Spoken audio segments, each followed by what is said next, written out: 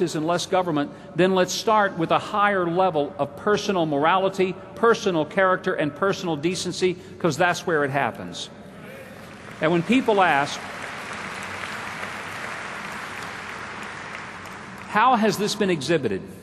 I would suggest to you that the blood of 50 million unborn babies cries out since 1973 because we have decided that the convenience and satisfaction of the biological mother is more valuable than the intrinsic worth and value of each innocent human life.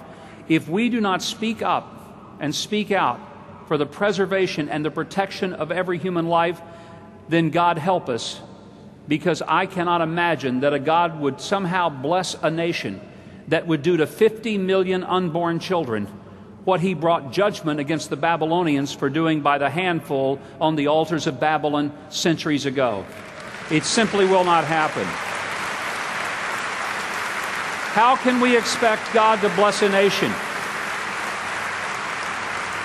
if we violate his order that he created male and female, and then we get confused about what marriage means? I'm not angry at anybody. I'm not here to fight with anybody. But I want you to please hear my heart. People have a right to live any way they want to, but nobody has a right to change the basic definition of marriage, because to do so is not simply changing a social institution, it is changing an eternal picture of Christ and his church. It is changing something that is far deeper than simply the social institution of marriage as we know it. And I would ask this question: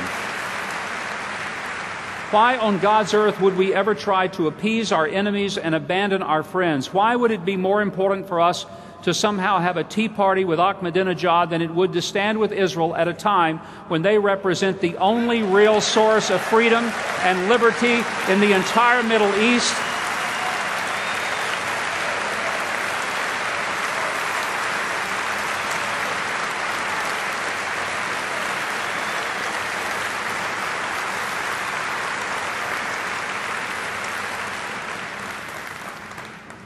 Let us recognize that we have an organic relationship with that nation, not just an organizational one.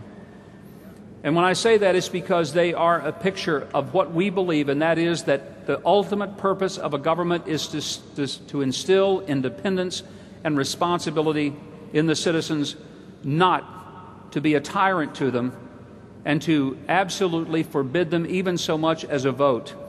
And what we're seeing going on in the streets of Tehran is painful, it's frightful, but I want you to also note it is encouraging that those who are risking their very lives in the streets of Tehran are doing so because they know within their own human hearts